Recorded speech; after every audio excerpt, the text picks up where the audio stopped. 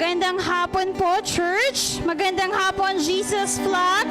Sa mga members na naririto, we are glad that the members who listed their names came today.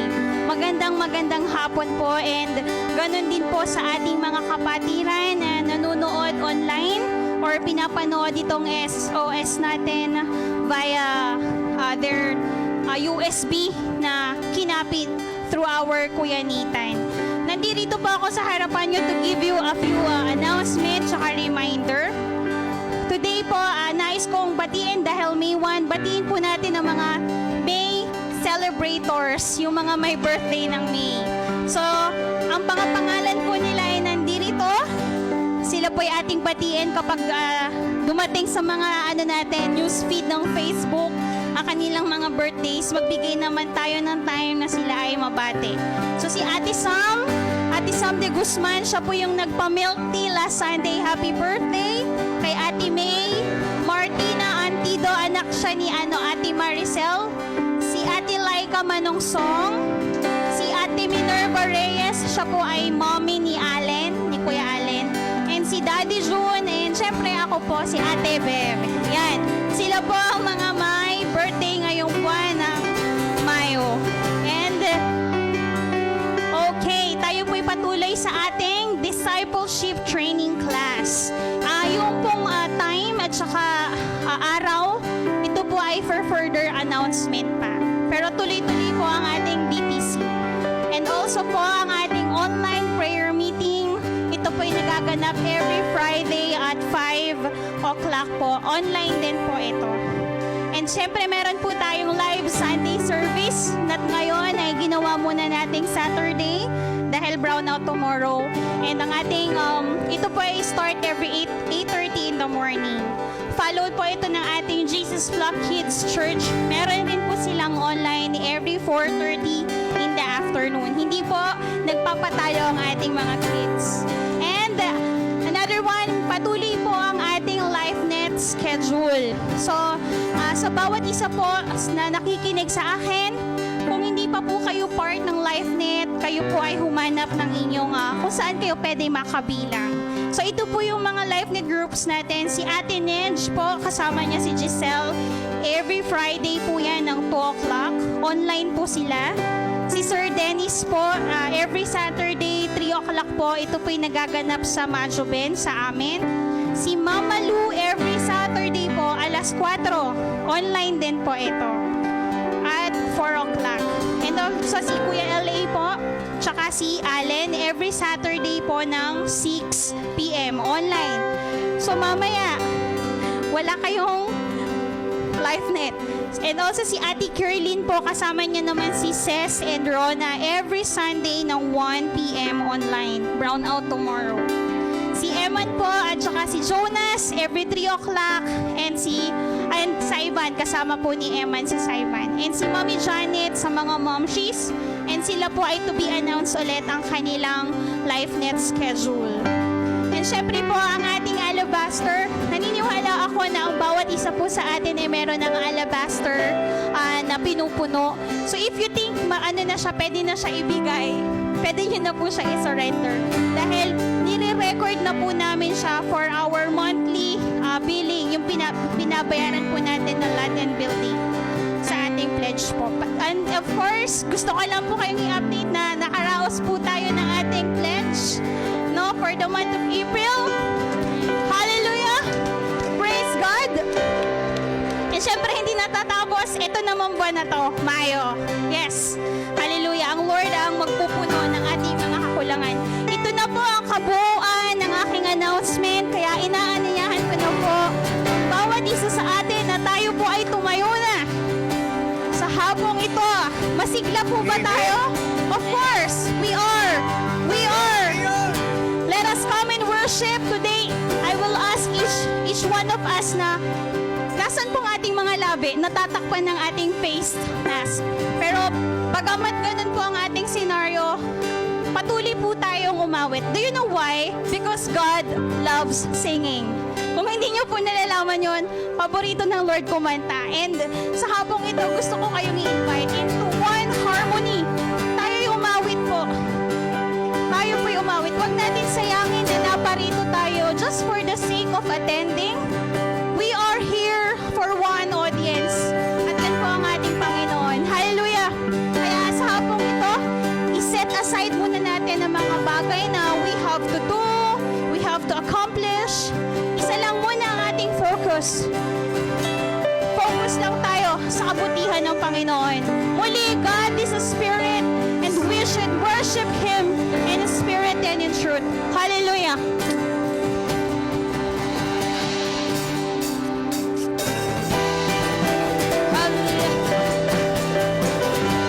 Let's clap our hands for the Lord this afternoon.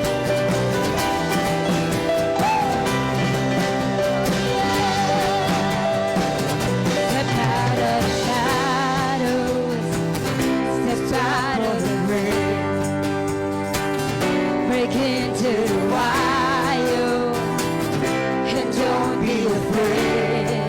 Sing right. Run into wide open spaces, praises waiting for you. Dance like the way it has been. Come on, church. Praises waiting. Where the Spirit of the Lord is, there is freedom. There is freedom. Where the Spirit of the Lord is, there is freedom. There is freedom. Come out of the dark, just as you are, into the fullness of His love. For the Spirit is here, let there be freedom. Let there be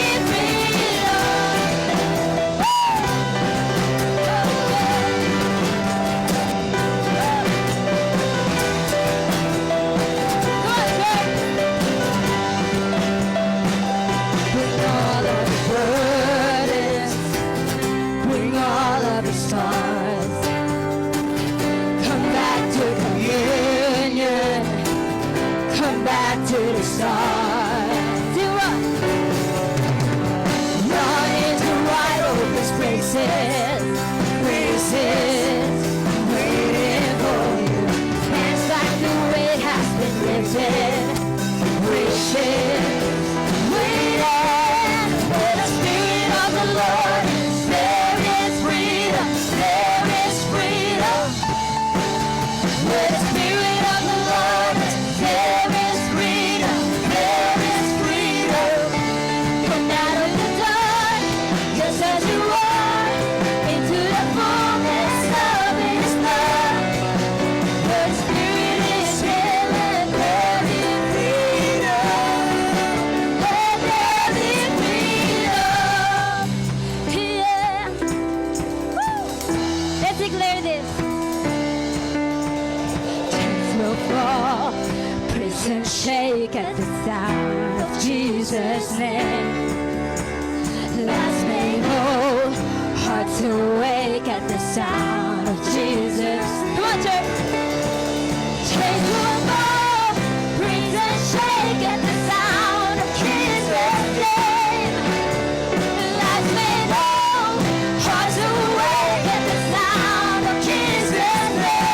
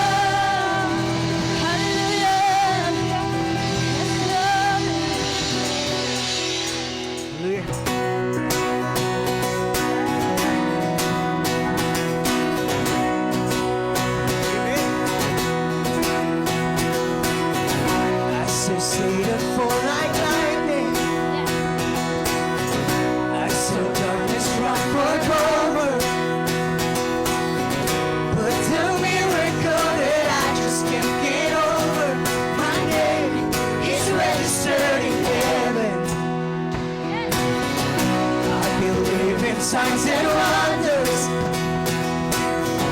I have resurrection power. Still the miracle that I just can't get over. My name is registered in heaven. Oh, my praise belongs to you forever. This is my testimony from death to life. His grace rewrote my story. I'll testify. By Jesus Christ the righteous, I'm justified.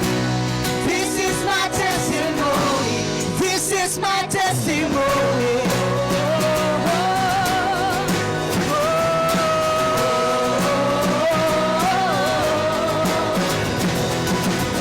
Come together, sons and daughters, bought with blood and washed in water.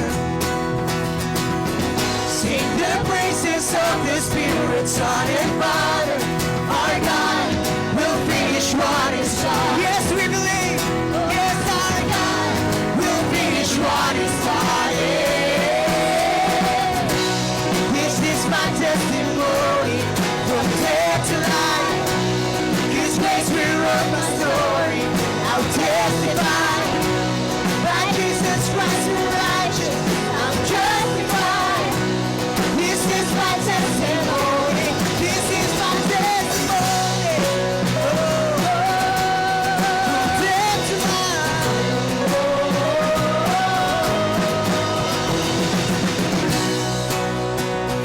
Let's be there.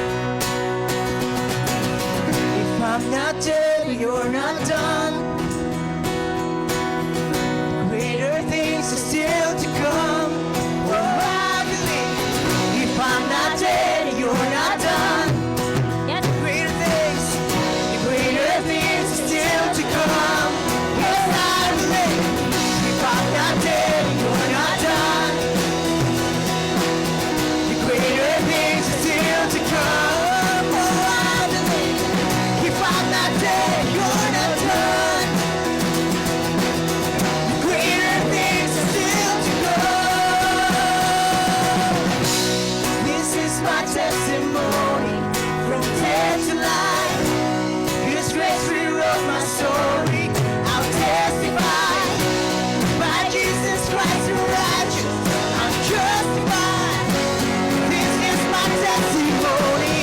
Oh, I'm alive. This is my testimony from death to life. His grace rewrote my story. I'll testify. By Jesus Christ the righteous, I'm justified. This is my testimony. Oh, I'm alive. From death to life.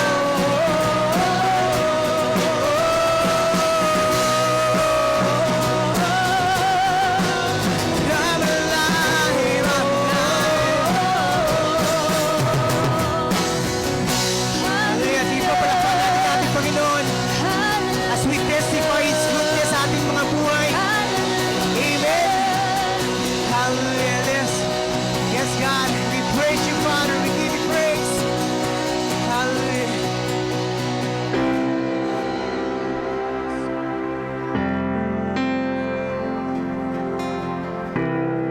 You're a God of wonders. Let's continue to worship the Lord.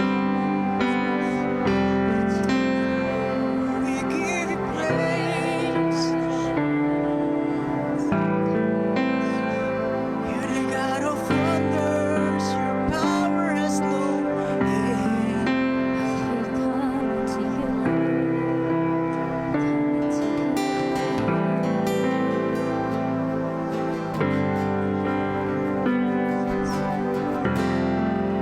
We see what you can do. Oh, God of wonders. Your power has no end. The things you've done before in greater measure, as we declare, you will do again. 'Cause there's no prison wall you can break through, no mountain you can move. All things are possible. There's no broken body you can raise, no soul that you can save. All things are possible. The darkest night you can light up, you can light it up. Oh God of revival, let hope arise. Death is overcome, you already won. Oh God of revival, you rose in victory, and now you're seated forever on the throne. So why should my heart fear what you defeated? I was trust in you, Lord. There's no principle, there's trust on me. You can break through, no mountain you can move. All things are possible. There's no broken body you can raise, no soul that you can save. All things are possible. The darkest night, you can light up, you can light up.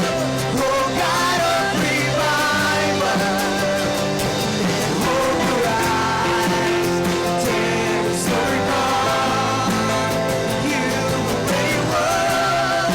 Oh God of revival, oh God of revival. Let's make this as a prayer. Let's pray for our nation. Let's pray for our city. Let's pray for our family. Woo! Come awaken your people. Come awaken your city. God of revival, pour it out, pour it out.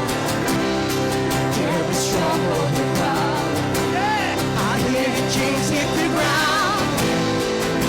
Oh God of revival, pour it out, pour it out. Come awaken your people. Come awaken your city. Oh God of revival, pour it out, pour it out. Every stronghold will crumble. I hear the chains hit the ground. Oh God of revival, pour it out, pour it out. The darkest night, you can light up, you can light up. Oh God of revival, let hope arise. Death is overcome, you already won. Oh God of revival, in the darkest night, you can light up, you can light up. Oh God of revival, let hope arise. Death is overcome, you already won. Oh God of revival. Oh.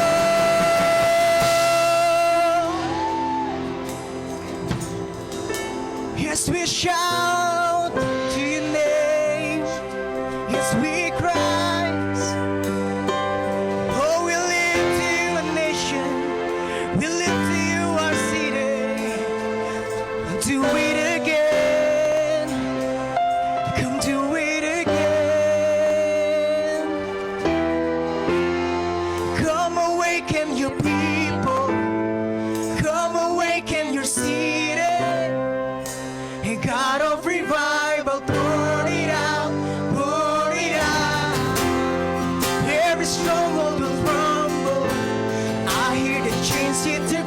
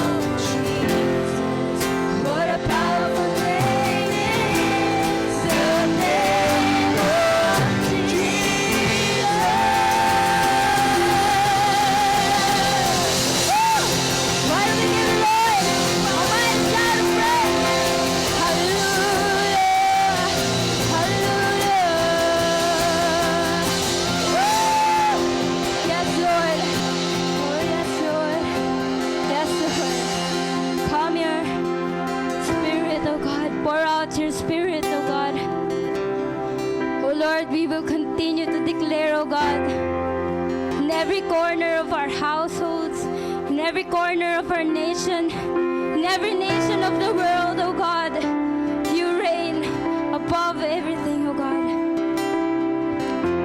And at the mention of your name, oh God, at the mention of your name, Jesus, death has no power, sin has no power, sickness has no power over us. How beautiful is your name, oh Jesus. And we will continue to praise you, to praise your name. For you are good, you have been good, you are always good, forever and ever. So we thank you, we love you, in Jesus' name we pray. Amen and amen. Amen. Palapakan natin ang Panginoon. Thank you, Jesus. Woo!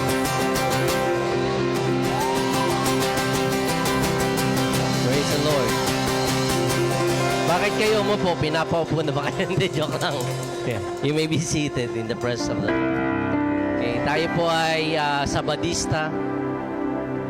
Muna. Ngayon. Okay, this is the first day of the month of May. Dahil bukas nga ay brown out. Kaya salamat po sa pagiging flexible ninyo sa inyong schedule. Bagamat I think nung early this week ay nag-ask na ako ng seat reservation for tomorrow's fellowship.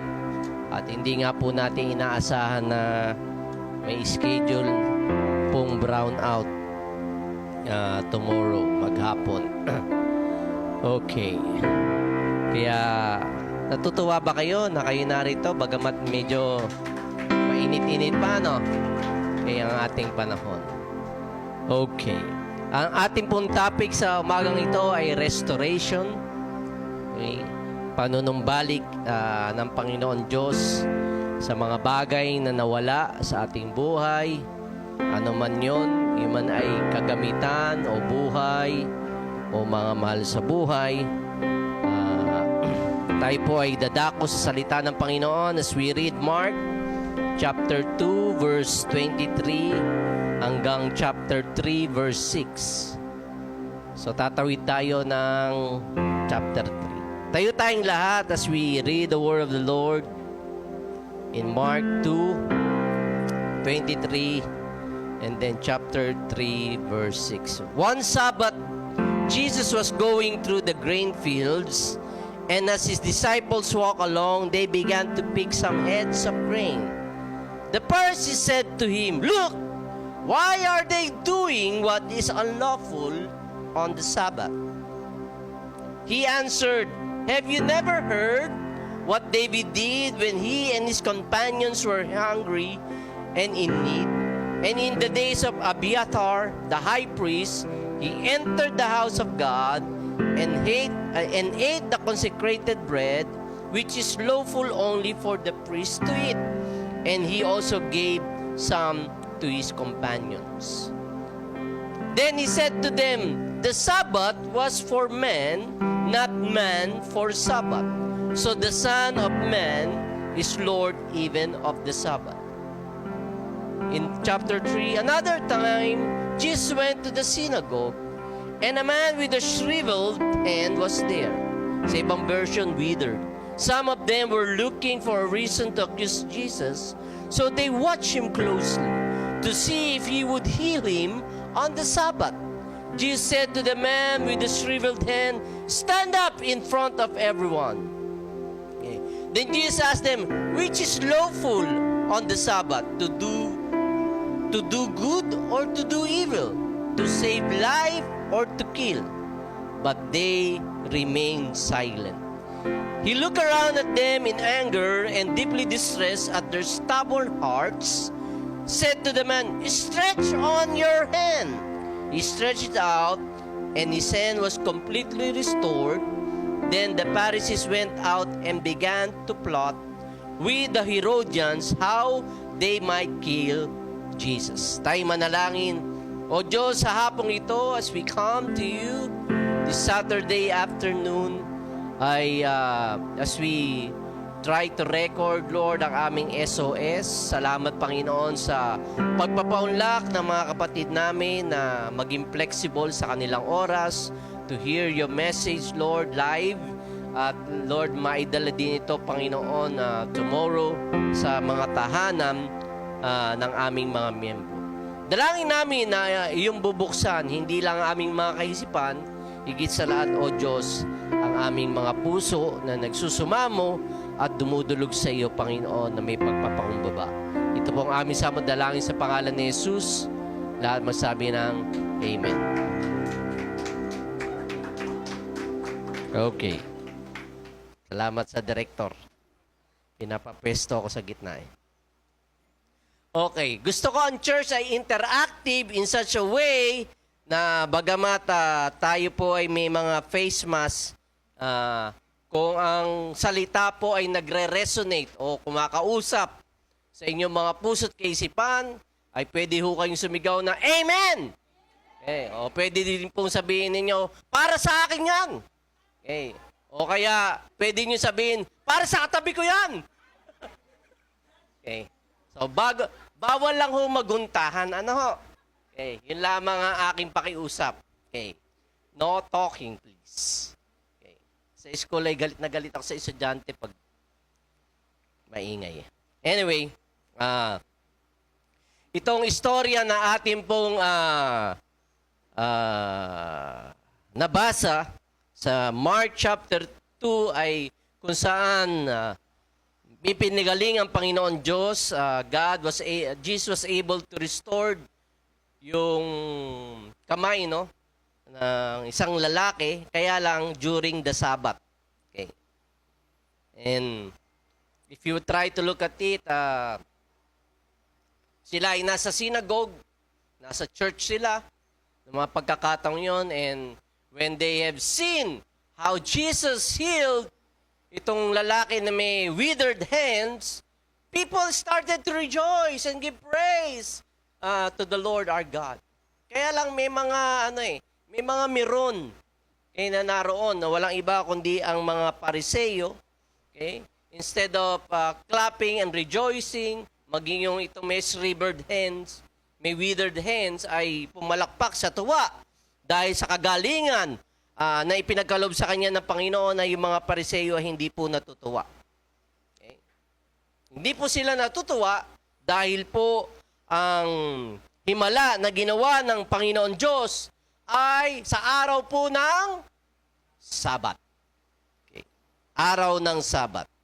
Okay? Kaya kung inyo pong bibigyan pansin, itong istoryang ito ang nag-provoke sa mga religious leaders during those time na planuhin nilang papatay ang ating Panginoon Kristo. Actually, ang title nga dapat ng aking ituturo sa inyo ay How Your Healing is Killing Me. Okay. O kaya pwedeng title na How to Win with a Bad Hair. Nakuha niyo yun? Kasi hindi siya makasuklay. Kaya hindi siya na pero nagtagumpay siya. Anyway.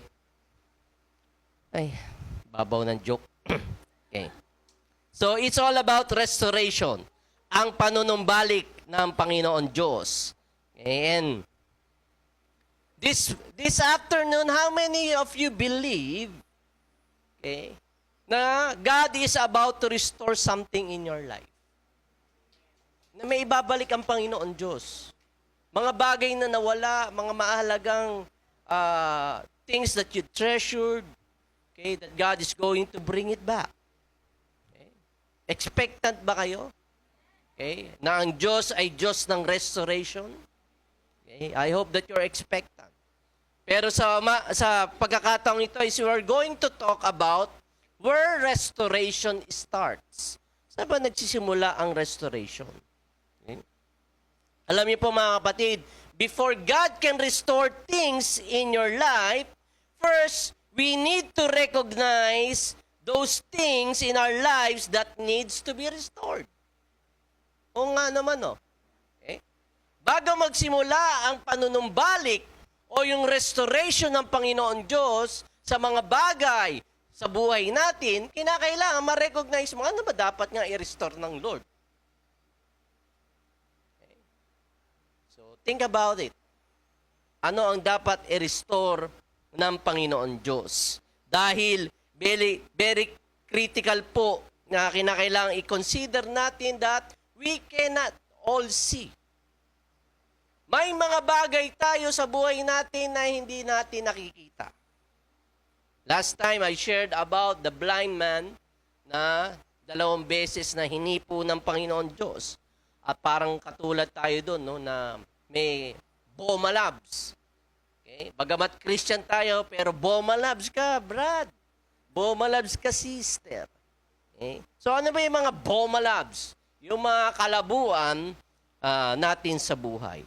Always remember na nung sa hardin ng Eden, in Genesis, we lost this sense of seeing na no ang kasalanan po entered into the men's life, kay Adan at kay Eva, we lost the awareness. Okay? We lost the ability to see ourselves. Kaya nung i-approach ng Panginoon Diyos si Adan at si Eva sa hardin ng Eden, okay, hindi naman niya tinanong, okay, how are you? Diba? Ang tanong ng Lord, where are you? Nasaan kayo? Okay, which means we are lost. Yun ang kalagayan ng marami sa atin o iba sa atin. And so, before restoration starts, we need to recognize, okay, some things. Okay? God cannot even restore what we fail to recognize. Hindi niya kayang ibalik yung mga bagay na hindi mo namang nare-recognize na kinakailangan ng ibalik ng Panginoon Diyos. Okay? And so, I think itong katanungan na to can revolutionize our life. At itong tanong po na kinakailangan tanungin natin sa ating kapartner, sa ating spouse, kung kayo may asawa, kung kayo po'y may kabit, hiwalan nyo na sa pangalan ni Jesus. Sa ating mga anak, sa ating mga mentors, sa ating mga leaders that we look up to. Okay? Ang tanong po, ito po ang tanong, what is it like to be on the other side of me? What is it like to be on the other side of me? Have you asked that question to the people you love? Okay? Madalas, no? Pag nako-confront ako ng misis ko, at sasabihin niya yung lalong-lalo na yung mga pangit kong ugali, ay nako, nakakulo na agad ang aking utak. No? Gagalit na. Nagagalit na yung flesh. Okay, yung lamang. Okay? Kaya, kinakailangan po na meron tayong tamang perspective of who we are. Okay? And the right perspective to know who you are the people around that loves you, that really cares about you. People that are honest. Okay? Hindi po yung nagkukunwari, ano? Okay? Kasi may mga tao kayo sa paligid ninyo na gusto kayong i-please. Diba? Kahit na may tingan na kayong malaki sa harapan, uy, ang ganda-ganda mo. Siguro ang ganda ng toothpaste na ginagamit mo today. Hindi pa rin sabihin, ano? Okay, yun totoo. So, hari nawa po ay meron kayong mga tao sa inyong paligid na nagsasabi ng totoo patungkol sa inyong sarili. At pag sila po ay nagsabi naman ng totoo at medyo masakit, ay tanggapin niyo po, have the humility of the heart. Okay? Na sabihin nyo at aminin nyo sa inyong sarili, I cannot see. Okay. Thank you for telling that to me. Okay. So what is it like to be on the other side of me? Huwag niyo pong sabihin, I'm a good husband. Okay. Paano mo sasabihin yun? How do you know? you are not married to yourself. Diba? I'm a good parent. How do you know? You are not parent to yourself. Naunawaan niyo po ba ang aking sinasabi? Because we cannot see ourselves. Okay? So we need people, okay, to communicate with us, to open with us. And it always happens, okay, sa loob mismo ng tahanan. Kaya I'll always encourage the parents and their children to talk and talk and talk. Imik. Okay. Mag-communicate po. Okay. There's power in communication, there's power in openness, and there is power in an encounter with God. Right? How can you have an encounter with God if God is not going to communicate with you? Naunawaan niyo po ba? Okay. Right? That's why He has His words to communicate with us. Okay. His written words. Because God is going to help us see what we cannot see. Ipipinpoint ng Panginoon Diyos yung mga bagay na tila mali po sa ating buhay. Kaya sa umaga pong ito, hapon pong ito, hindi, sa ano kasi, nire-record. Pag sinabi kong umaga, carry nyo na yun, ha?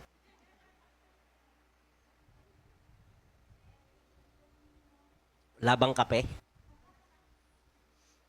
Thank you.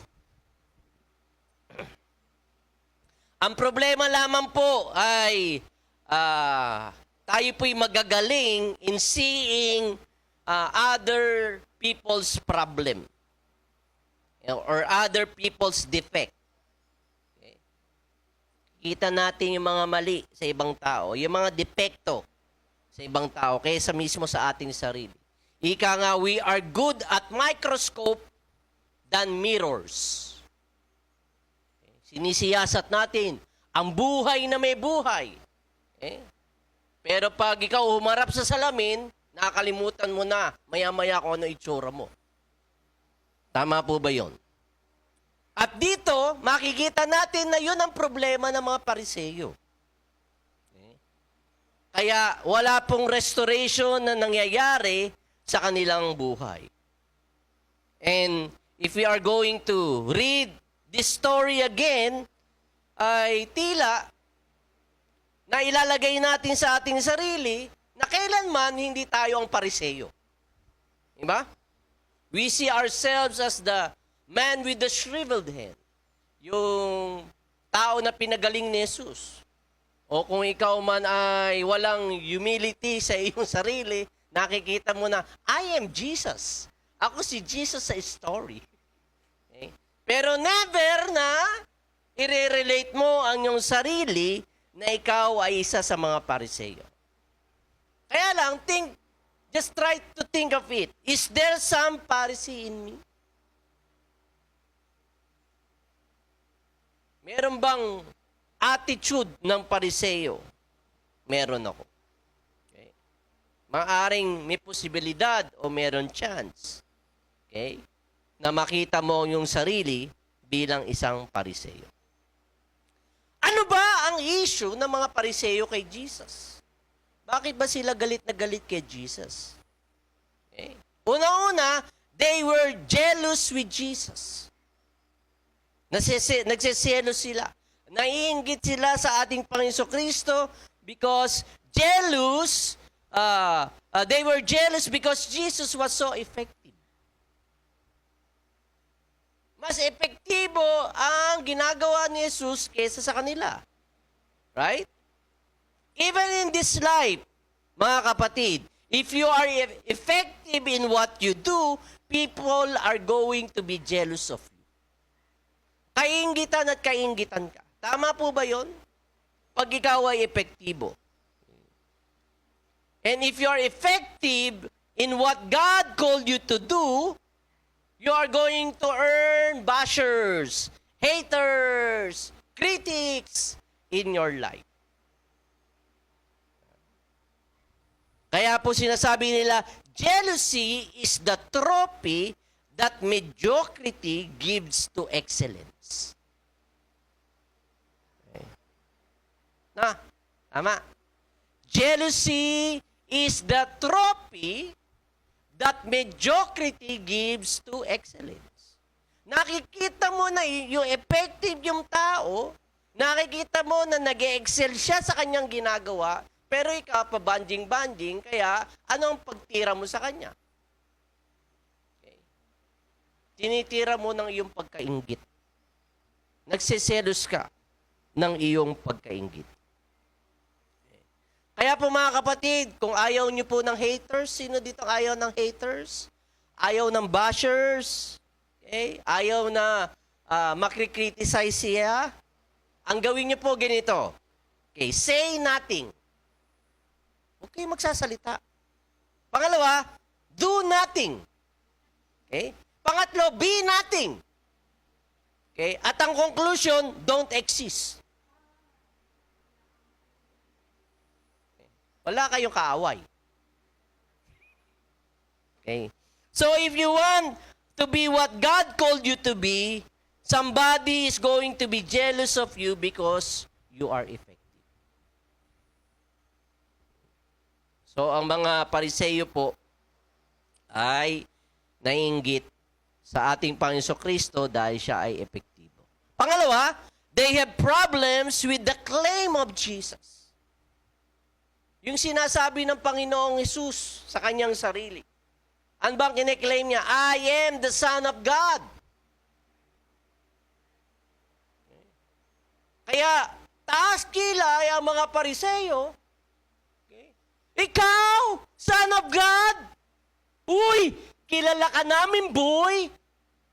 Alam namin kung saan ka pinanganak, boy!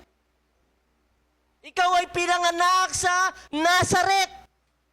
Nung panahon po kasi noon, ang Nazareth ay parang maitutumba sa tundo. Okay? There's nothing good would ever come to Nazareth. Walang mabuti na lalabas sa Nazareth. Ganon kasama ang mindset ng mga tao, maging ng mga Pariseo sa Nazareth. At bukod sa alam namin, boy, kung saan ka pinanganak, boy, ikaw din, boy, ay anak lamang ng karpintero, boy. Alwagi lang ang tatay mo. Kaya wag mo sasabihin that you are the Son of God. That's blasphemous. Yun. Okay? Ang bagay na kinainisan nila sa ating Panginoon Kristo. At bukod doon, ang mga dabarkads ng ating Panginoon Kristo ay mga shady people. Okay? People that are dysfunctional. Okay? Nandyan na yung kasama sa kanyang disipulo ay ang mga tax collector. Okay? Nung panahon yun, pag ikaw ay tax collector, kinakainisan ka ng marami. Okay? Dahil yung ibabayad mong buwis, ay dinadagdagan pa nila. Kaya pahirap na pahirap ang mga tao noon. Okay. Pinapatungan nila yung binabayad yung buwis. Hindi ito naintindihan ng mga estudyante natin dahil hindi sila nagpapile ng ITR, Income Tax Return. Malalaman nyo yun. Pag nagkaroon kayo ng pamilya at trabaho, magpapile kayo ng ITR ninyo. Mabibisit kayo kuminsan sa gobyerno sa laki ng tax na inyong binabayad. Okay. Yun po ang taga-singil, oh. Okay. Okay. So Jesus has been hanging out with shady people. Okay. With sinners.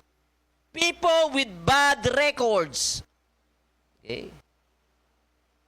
At bukod doon, he ate with them.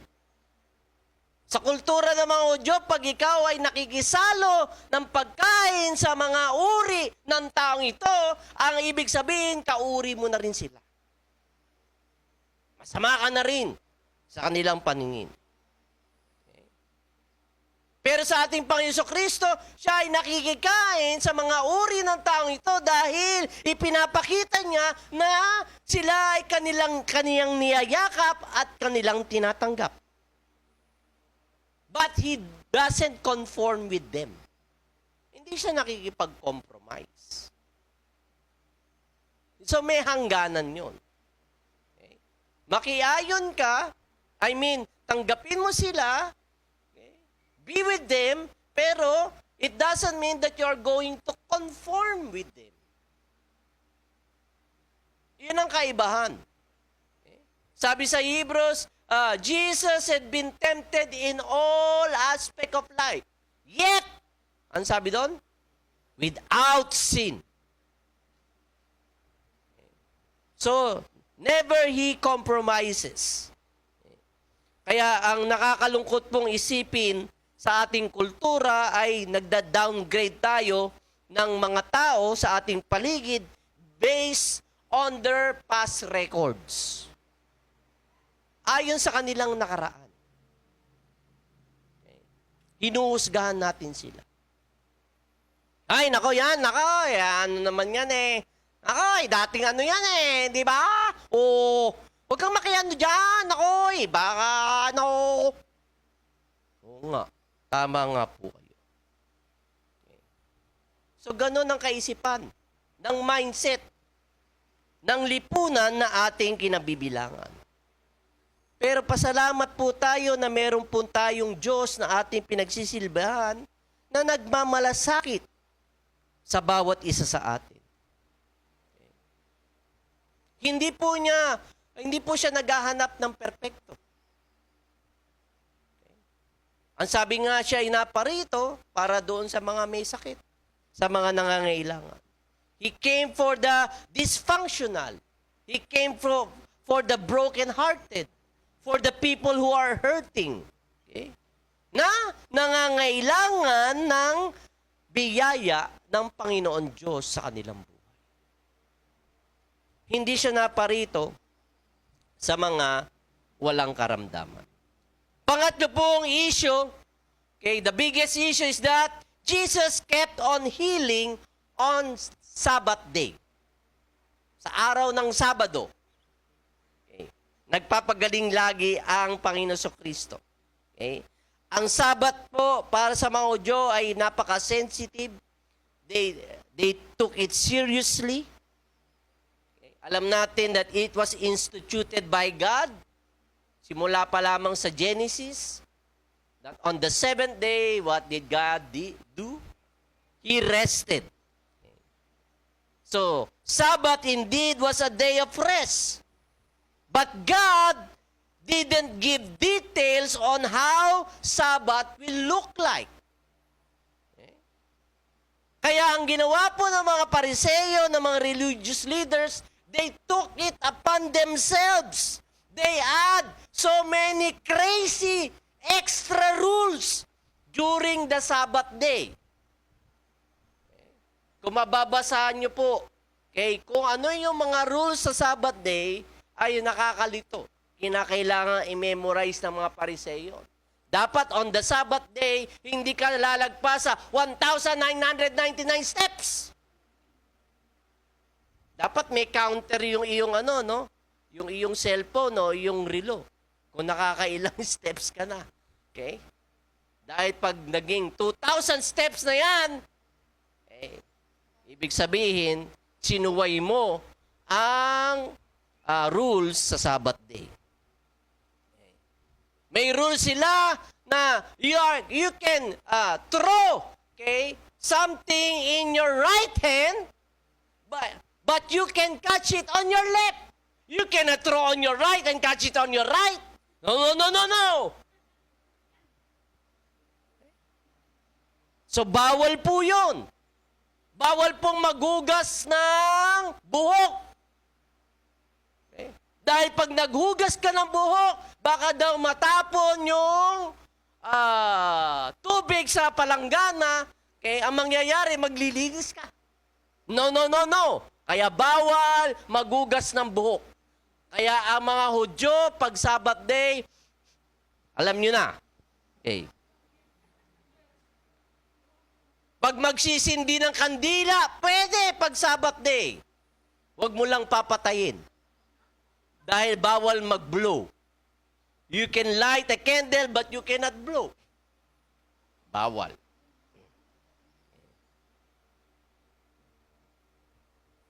Pwede din pong tingnan ang inyong sarili sa salamin.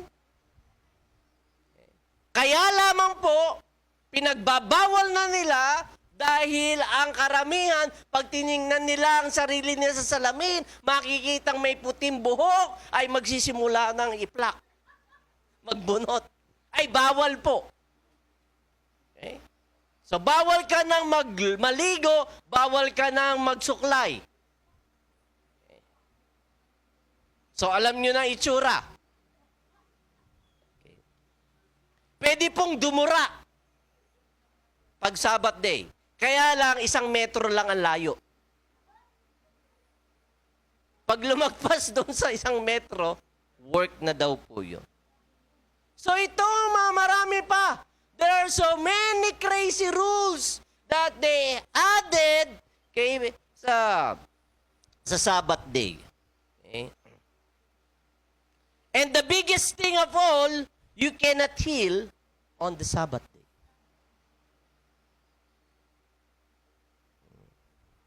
And yet here comes Jesus. Okay? He come to reveal and redefine the Father. Right? Naparito ang Panginoon Kristo para ipahayag kung sino talaga ang Diyos Ama. Who God is. Okay?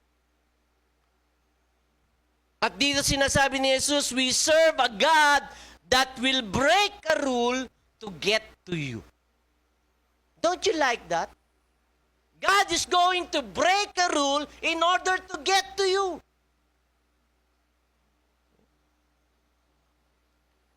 God is going to break rules to restore you. God is going to break rules to redeem you. God is going to break rules no matter what is happening in you. Okay, God's going to break rules in order to restore you. Don't you love the Lord for doing that?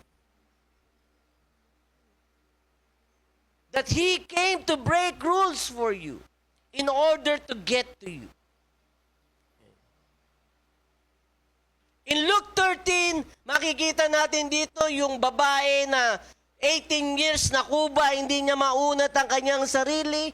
Dahil siya po ay may infirmities and then one day he met Jesus. He lay hands on her. Okay, and this woman was set free.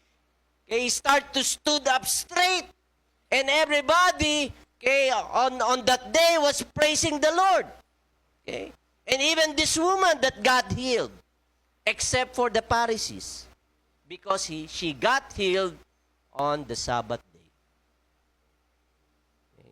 In John chapter 5, yung paralitiko na lalaki for 38 years, okay, meron daw po doong pool na kung saan sa kanilang paniniwala na bababa ang hangin ng Panginoon Diyos at kakanawin ang tubig doon sa pool na yon. At kung sino daw unang makarating doon sa pool na yon ay maggagaling.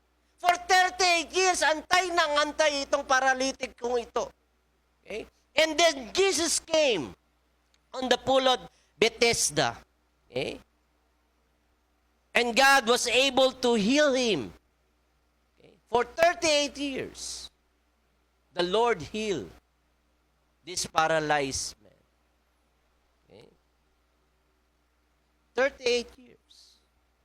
Sino po sa inyo na may mga issues sa inyong buhay? I'm 54. I still have issues in my life. That God is still working in my life.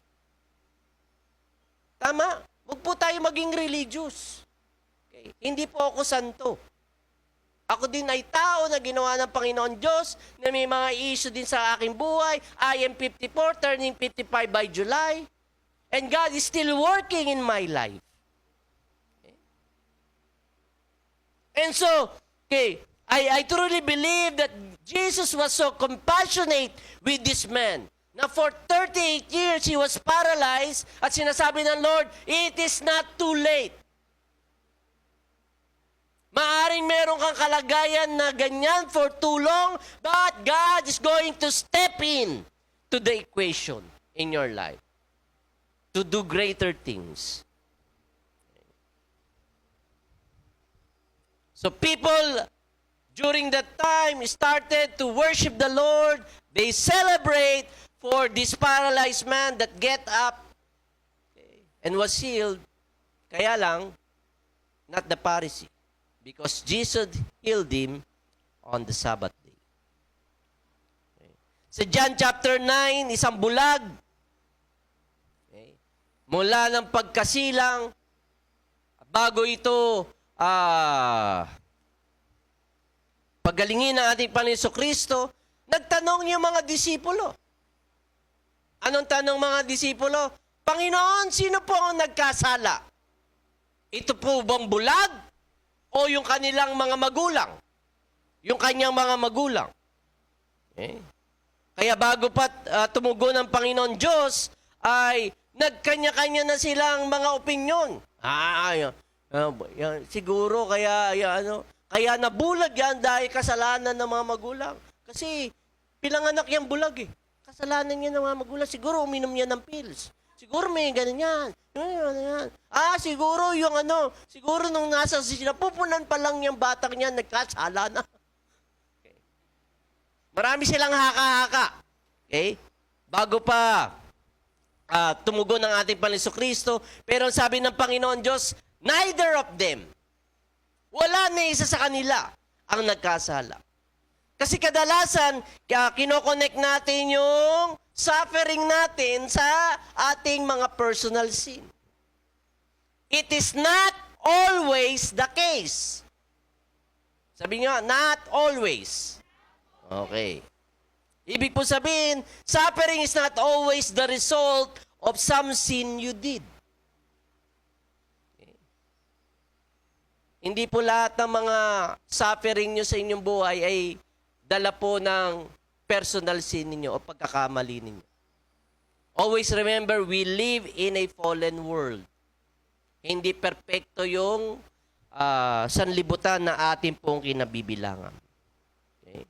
And yet, some suffering are on us because of our wrong choices. Kaya nga, not always.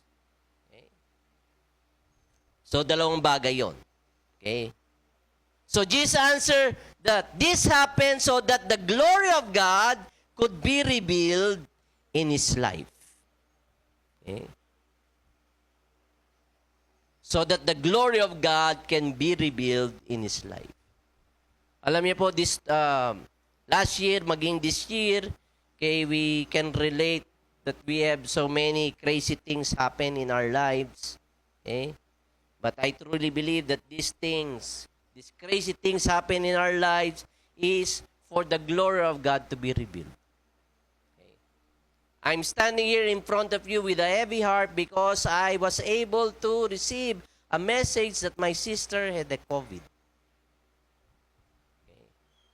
He cannot smell, he cannot have, wala na siyang sense of taste, saka smell.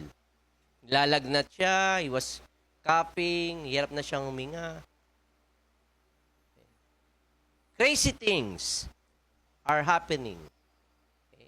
But I truly believe that these things happen for the glory of God to be revealed. Okay. Some of us have lost our job. Okay. Pero we praise the Lord that some of us still have jobs. Some of us are still eating 3 times a day.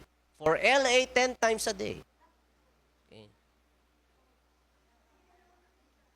Nandiyan ka kasi nasa harap eh. Okay. Things happen, but God gets all the glory, whether good or bad. Okay. Okay. So what did Jesus do? Anong ginawa natin Panginoon Kristo? He spits and put a mud on his eyes. He break the health protocols here. Right? He break a rule in order to get to you. Okay. Kaya lang problema, it happened on a day of Sabbath. Kaya naging konklusyon po ng mga Pariseo, Jesus won't stop healing those who are broken, those who are hurting on the Sabbath day. Kaya nangyari, tiniktikan nila ang Panginoon Kristo. Okay. Inobserbahan nila ang Panginoon Kristo. He spied on him. They followed him. Wherever Jesus goes, the people that hate Jesus followed him. Right? If you hate a person, don't follow him. Don't follow that person. Diba? Kayo na mahilig sa social media, may mga bashers ba kayo na laging nasa wall ninyo? Ba't ka ba laging nasa wall ko? If you hate me, unfollow me. Diba? And yet, dito makikita natin sa Mark 2, the Pharisees started to follow the Lord. Okay? So they tried to put a microscope on people, but not a mirror on their hearts. So here, dun sa grain field, na dinala sila ng ating Panginoon Kristo, okay, Jesus and disciples were having a good time of their lives. Okay? Always remember, it's a day of synagogue. Okay? Nasa grain field sila. Maraming sinasabi ni Pedro, "Oh Lord, ang tagal mo ng preach ah. Gutom na kami. Hindi pa kami nag-aalmusal." And so what did the disciples do? Nasa grain field sila di kumuha sila ng bunga ng and they start to eat the grain. Pero hindi nila namamalayan na ang mga Pariseo ay nagmamatiyag. Tadan, tadan, tadan. At nung makita ng mga Pariseo na gumawa, nalabag sa batas during Sabbath day, aha! Jesus, tingnan mo! Tingnan mo ang mga disipulo mo! Nakain! Nakuha! Ng mga pananim!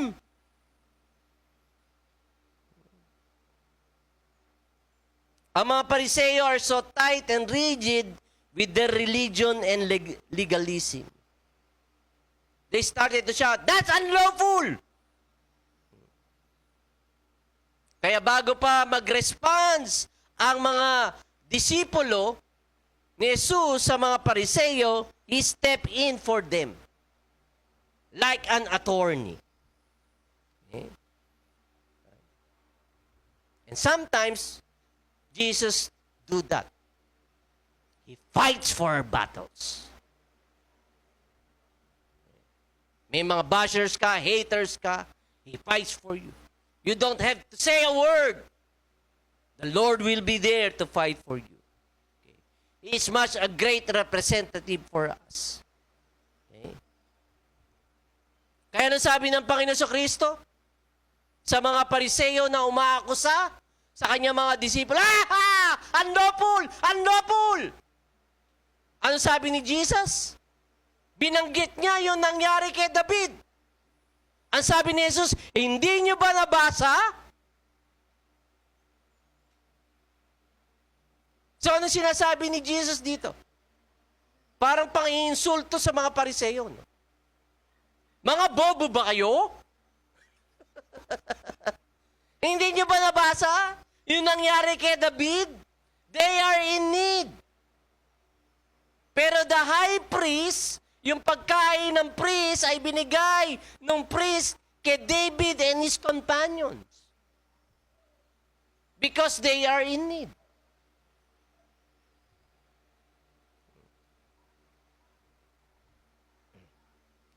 It might be unlawful, but yet they did it because they were in need. And Jesus tell them that He is the Lord of the Sabbath sa mga Pharisee. Okay.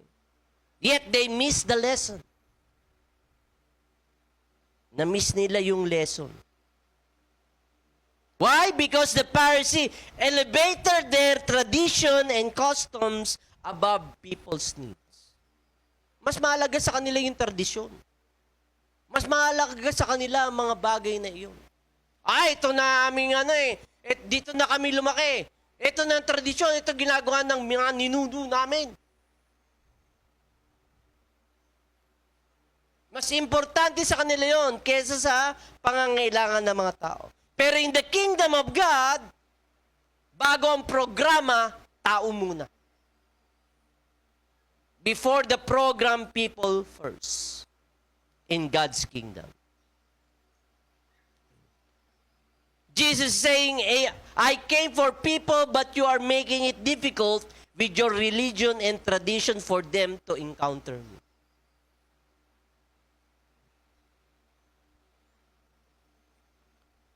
Kaya walang nagawa ang mga Pariseo, kundi patuloy na tiktikan ang ating Panginoon Kristo. They followed Him, even in the synagogue. In Mark chapter 3, we can see that. Okay? Dito na nagkaroon, ng maitim na balak ang mga Pariseo para ipapako ang Panginoon Kristo sa krus ng Kalbaryo. Okay. So in the synagogue where Jesus was and with His disciples, they really knew. Alam nila na magpapagaling muli ang ating Panginoon Kristo. On the Sabbath day, they knew that with all of their hearts. Kaya tiniktikan nila. Okay. Nandun din sila following Jesus and His disciples in the synagogue. Okay. Kaya they scanned the people attending the JFBC. Sino ba ang Sino ang pilay?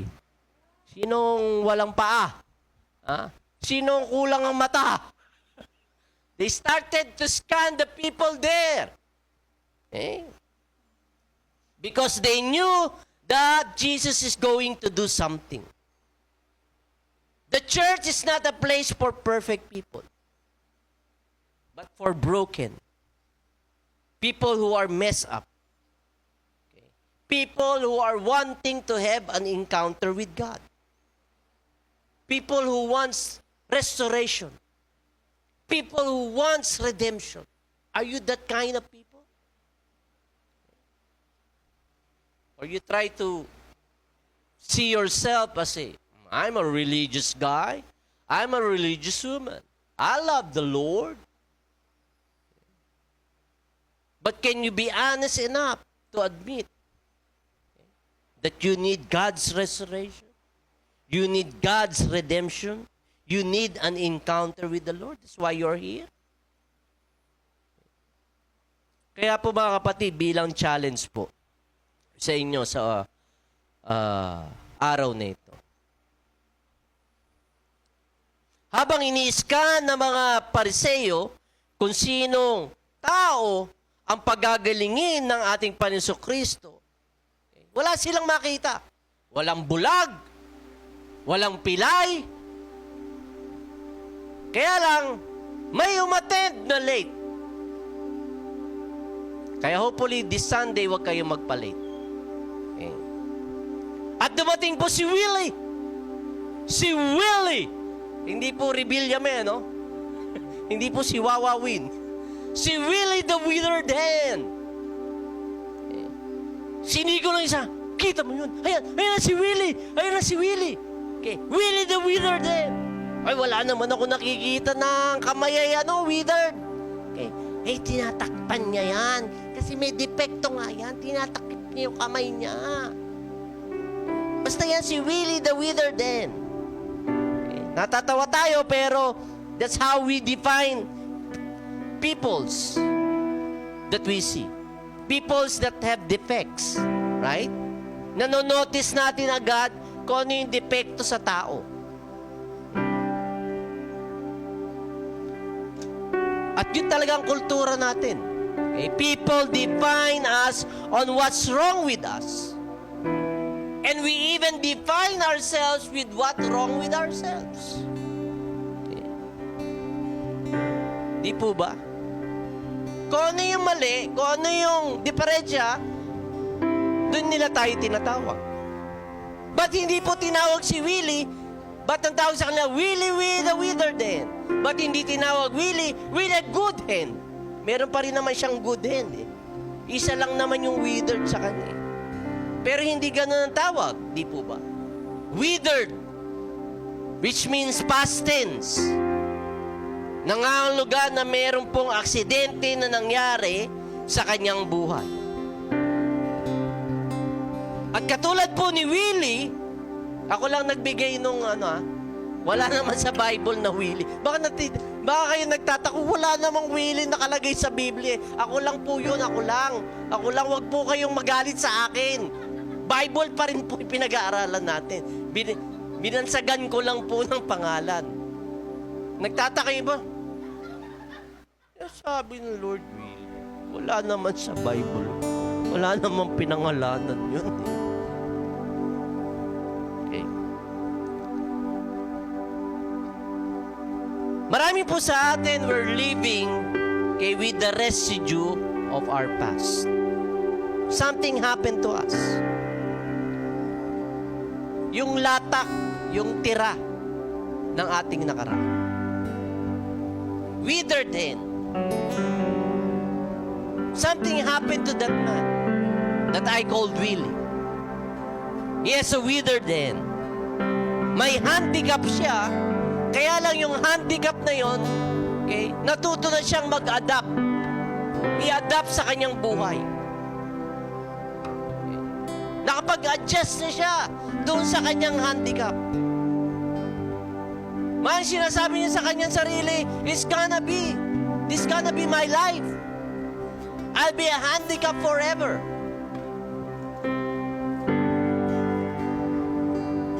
Hindi siya katulad ni Bartimaeus. Naalala niyo si Bart? Na bulag? Na ang ingay-ingay? Di po ba? Just to have an encounter with the Lord. Anong sinasabi ni Bart? Jesus! Son of David! Jesus! Wala namang pwede umakay sa kanya, bulag siya eh. Gumagawa siya ng iskandalo para mapansin siya ni Jesus. Pero nung sabi ng mga tao sa kanya, quiet! Huy! Palabasin mo nga yan, palabasin mo. Bart is desperate to see. How about the woman with the issue of bleeding? He pressed on towards the crowd. Hinawi niya yung mga tao dahil anong sabi niya sa kanyang sarili? I need to touch the hem of his garment and I'm going to be. These people pursue the Lord. Pero si Willie the withered hand, who was late coming to church, okay, inaccept na niya. He learned to live with it. The residue na nangyaring aksidente sa kanyang buhay. At kuminsan ganun tayo. Kaya hindi ma-restore ng Lord. Because we never recognize. We didn't recognize. Because we think it's too late. Lord, late na.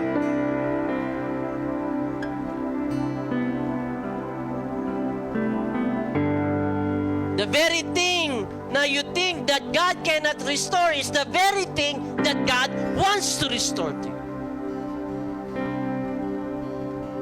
So you just can imagine kung papaano ang mga mata ng Pariseo at mata ni Jesus at mata ni Willie the withered nagkakatinginan. Okay? Dahil nung si Willie ay umattend ng late, anong nangyari kay Willie? Bago po siya pagalingin, tinawag siya ng Lord. Hoy, ikaw! Ako po? O, ikaw na late! Tinawag siya ng Lord. Hindi para ipahiya. Okay. So you can just imagine the eyes of the Pharisee looking so wide with the Lord. Magpapagaling na nga! Magpapagaling na nga! At si Jesus looking at the Pharisee and looking at Willie, I'm going to heal you. I'm going to do it. I'm going to do it. Okay? Their eyes having a conversation. The eyes of Jesus, the Pharisee, and the man. Okay?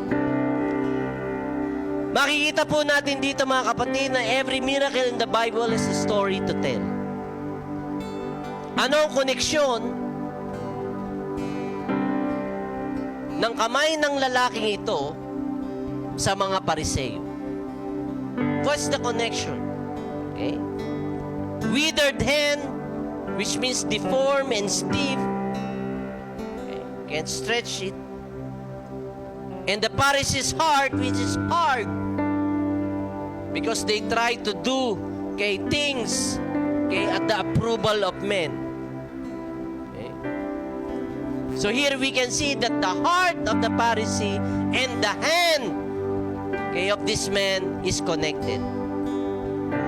Because anything you do with your hand starts in your heart. Lahat ng gawin mo ng iyong mga kamay, nagsisimula sa iyong puso. Sa Genesis, kita po natin yan. When Satan deceived Adam and Eve, okay, he deceived them in their hearts. Sa puso muna. And when they have been deceived in their hearts, they try to reach out with their hand on the fruit, on the forbidden fruit.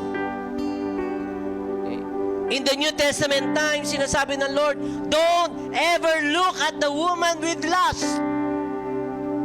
Because if you look with the woman with lust, you are committing adultery. And many guys will tell, how will that be? Paano ako magkukumit ng adultery and I haven't touched her yet? Not yet. But you're going to touch her.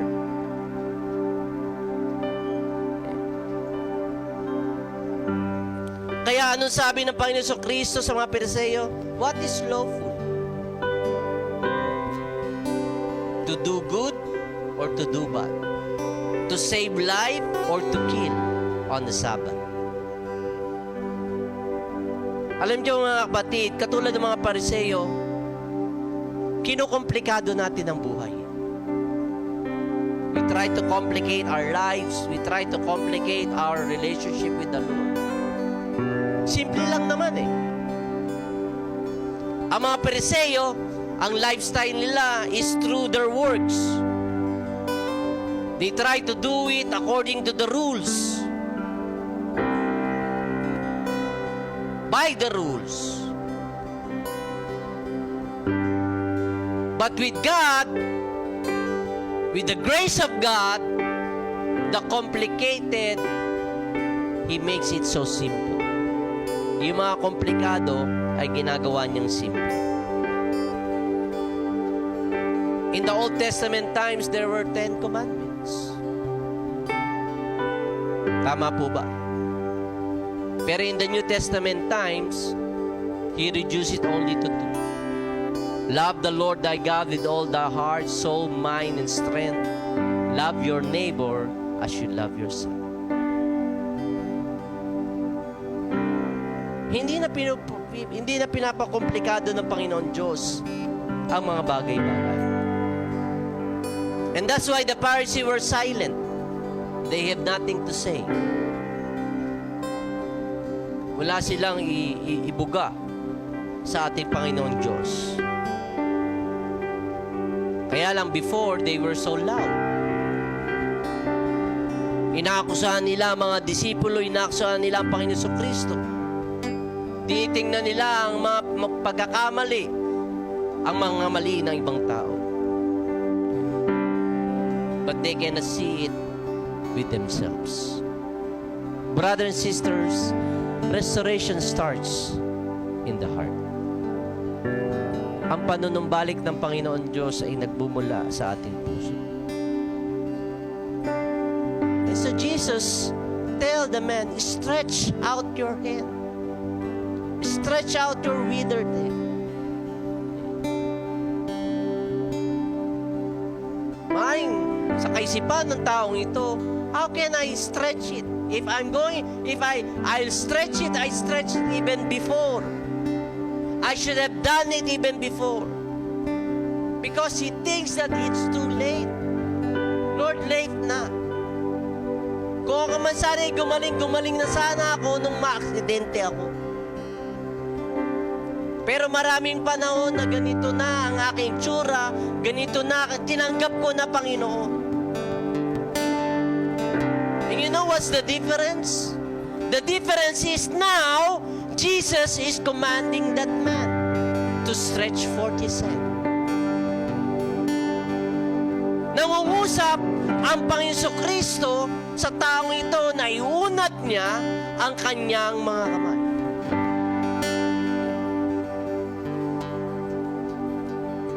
Ang ibig po sabihin noon, mga kapatid, na ang salita ng Panginoon Diyos ay merong empowerment to do what God is asking you to do.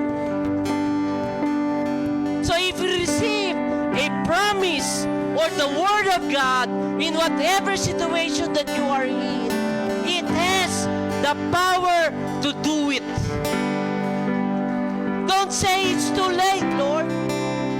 Inaccept ko na yung aking sitwasyon. Inaccept ko na ang aking kalagayan. Huwag po kayong maniwala sa kasinungalingan ng kaaway.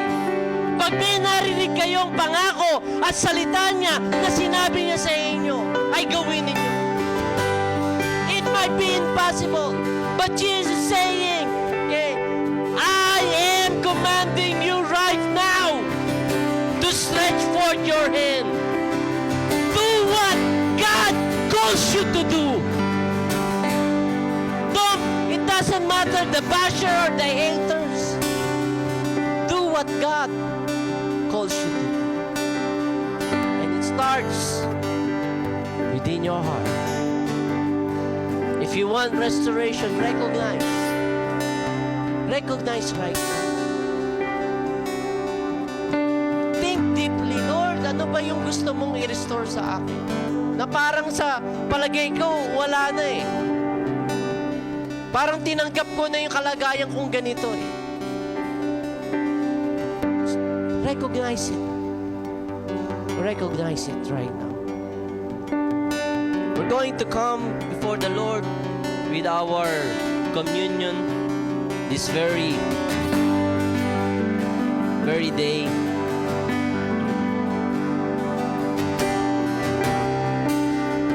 I'll ask the people the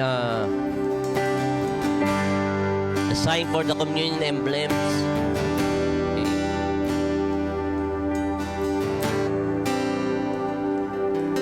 Yung ating po mga communion elements ay sanitize po, no? Yung mga tao na tatayo dito sa harapan, sila po ang mag-aabot sa inyo. Okay? Nung ostya sa kanang juice.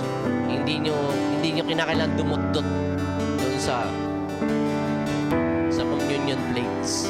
Sila po ang mag-aabot ng ostya. Okay? So we're going to do that. Okay? Can I request Kuya Daddy Ted and Mami Ninya to come forward? Saka si Daddy Abel at si Mami Eileen.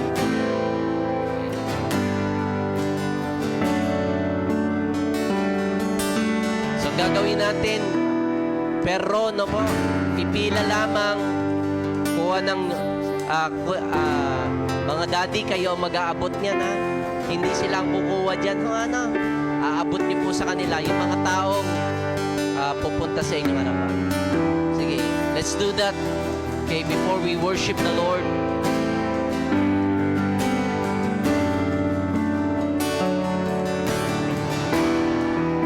Tapusin muna natin na magkaroon ng bawat isa before we sabay-sabay po natin kakanin yan, iinumin.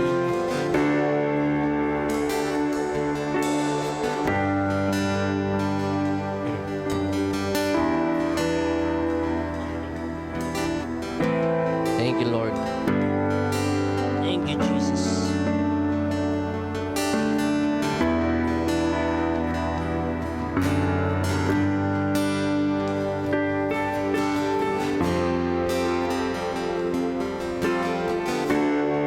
na dito lahat. Daddy Ted kami naman. Salamat po.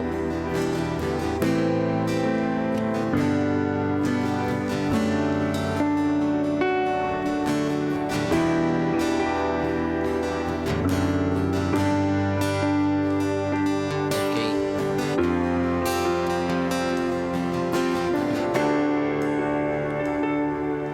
So kung ang lahat ay meron na, I'm going to read a word from the Lord habang hinihintay natin yung iba.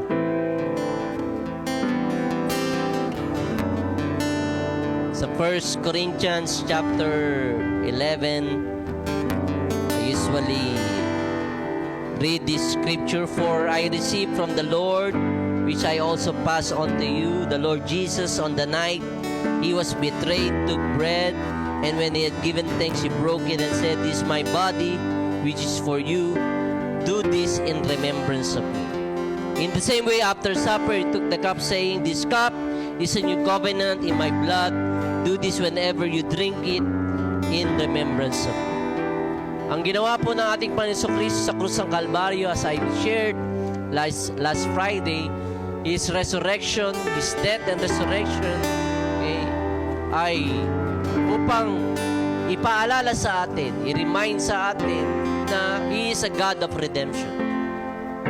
He is a God of recovery. That He is a God of restoration. I know it's difficult. Okay? Receiving bad news or it's happening in your family or happening in you personally, sa lahat ng mga mahirap na pangyayari.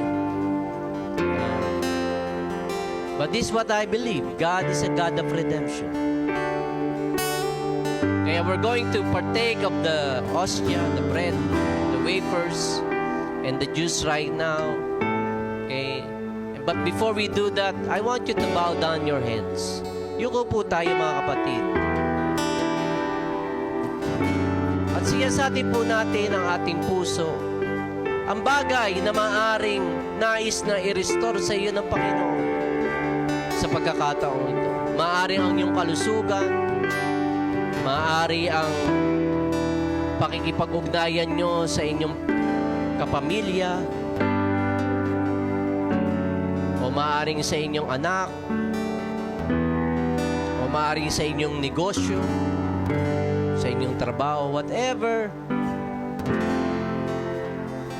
Do you think na you want to be restored? Just think about it. Just try to think about it. As we do that, let's partake of the wafers. Let's eat it. And also drink of the juice. Thank you, Father. Oh, we do it, Lord, in remembrance of you. Inaalala namin, Panginoon, ang iyong kabutihan sa amin, Panginoon. Why don't we sing this song of worship and prayer before Him? Lord, I give you my heart, I give you my soul. Lord, I give you my heart, I give you my soul. I live for you alone.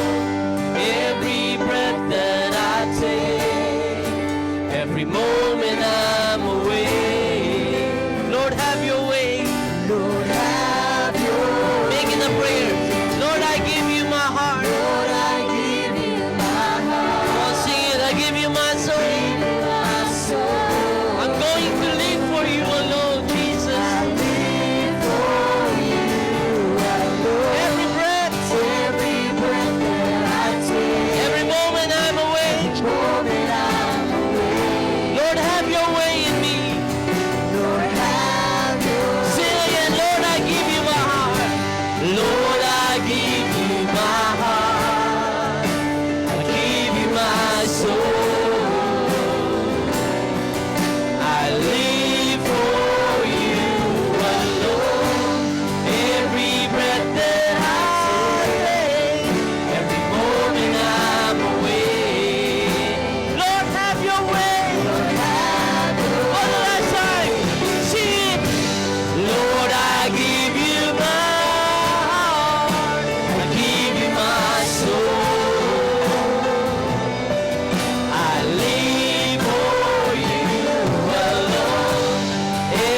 breath that I take, every moment I'm awake. Lord, have your way in me. Lord, tunay nga, ayon sa awit, have your way in us. Lord, as we open our hearts to you, Panginoon, sa mga oras na ito, dalangin namin makapangyarihan Diyos na Ikaw ang siyang patuloy na mangusap. Alam namin, Panginoon, that nothing is impossible with you, O God. All things are possible with you, O God. Alam mo, Panginoon, ang minimiti ng aming puso. Alam mo, O Diyos, ang iniiyak ng aming mga puso na nagnanais ng restoration, na nagnanais ng recovery, na nagnanais ng redemption, Panginoon, ay gawin mo ito ngayon. Right now, O God, Lord. I pray that you're going, Lord, to stretch forth your hand and touch our hearts right at this very moment, Panginoon. That our lives belongs to you, Panginoon. Na ang aming buhay ay sa iyo, O Diyos. Kaya, Panginoon, ibinabalik namin sa iyo ang lahat ng papuri, lahat ng pasasalamat. Lord, aming idinadalangin maging sa aming bansa, sa aming bayan. Lord, anuman ang maaaring ninakaw ng kaaway, anuman ang maaari, Panginoong, winasak ng kaaway, Lord, you're going to bring restoration, O God. So I pray that you bring restoration, O God, Lord, in our nation, O God, Lord. Lord, we are continually, Lord, seeing, O God, Lord, that you are going to do great things, O God, Lord. You're going to do great things, O God, Lord, in the coming days, Panginoon. Kami ay nananampalataya, Panginoon, at kumakapit, Panginoon, sa iyong mga pangako sa amin. We just, Lord, want, Lord, to give you praise and give you thanks, Lord, for this time. In this we pray, in Jesus' name. Palapakan natin ang Panginoon. Thank you, Lord. Thank you for your word. We're going to worship the Lord as we give our tithes and offering. Hallelujah. Let's continue to stand as we worship the Lord.